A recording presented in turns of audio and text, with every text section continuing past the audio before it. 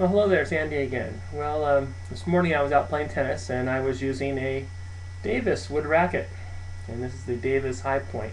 I was using a Davis Imperial, but I was thinking this morning about rackets and the fact that it used to be that they were all made in America. And I'll show you another one here. You probably remember good old Jimmy Connors. This was his racket, the Wilson T2000, made in the USA. And of course, you probably remember Jack Kramer. He was one of the first professional tennis players, started the first professional tour, made in the USA. And many of you may remember Arthur Ashe. In fact, at one time, Wimbledon, 1975, Arthur Ashe beat Jimmy Connors with his space-age racket made of aluminum and foam and graphite. It was quite a novel invention. It was amazing piece of industrial art, this racket, for its time. So it was also made in the USA by Head.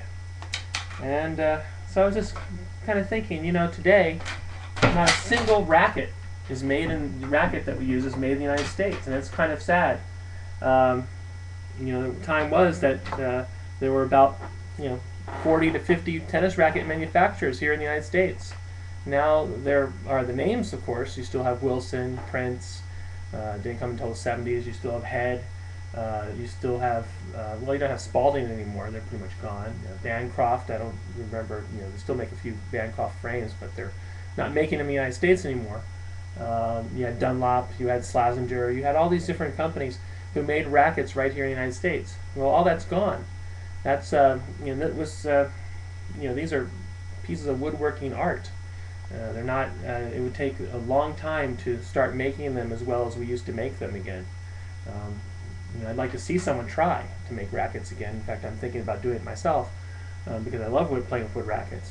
But the point being is that we have gotten so far away from making just the basic things for our country.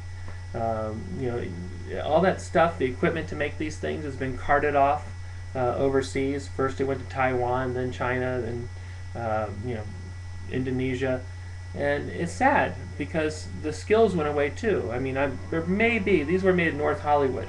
There may be a few people still alive.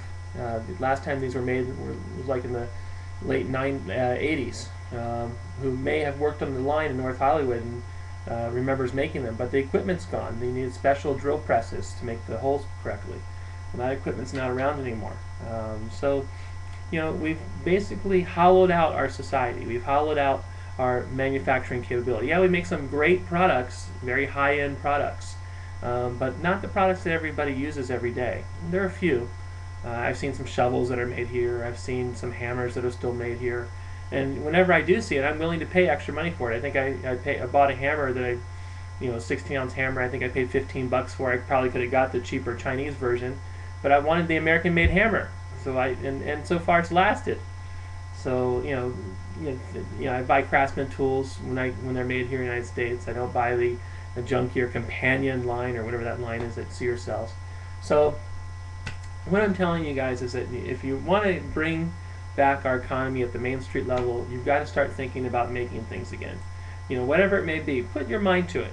Come up with a little product, something you can sell, to your neighbors, something you can sell on the street corner, something you can sell to local businesses. I had an idea of taking the strings when you cut them out and using the strings to make brooms. So I was working on that and made a few prototypes. But there are many things that we can do to bring back this economy, and it's going to take ingenuity. It's going to take creativity. It's going to take banding together with other neighbors who are out of work. If you do that, then we can bring back this economy. Without any ingenuity, without any creativity, this economy is not coming back. You cannot have an economy based purely on finance and real estate. It just doesn't work like that. You've got to have a broad economy based on manufacturing and services that support manufacturing and support the quality of life here. But you really need to have manufacturing first. If you don't have manufacturing first, you're not going to have a stable economy. And it can't go on that long just being a service economy. So with that, I again impress upon you, hey, let's bring back manufacturing. In fact, I'll show you another little thing that I do. I save my little tennis can lids. Now these are sometimes made out of steel.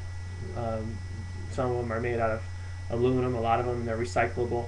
But I save them. I keep them in a box because I know one day the price of aluminum is going to be up there, and these are going to be worth a lot. In fact, if I had 40,000 pounds of these things, I have about $50,000, $60,000. So, I encourage everybody when they have little scraps like this. These are very clean. Things. Save them. I got a couple of boxes full of them, and I figure one day I'll either use them for art or make some use of them. Maybe I'll restamp them, roll them, press them, make them into Christmas tree ornaments or something. But there, you got to be creative, got to be ingenuitive, and that's the only way that we're going to turn this economy around. It's going to happen at Main Street, at the grassroots level. It's going to require people to take up trades and become artisans again. And by doing that, we will turn this economy around. So with that, I will leave you today. I'm going to go play more tennis and enjoy my Sunday.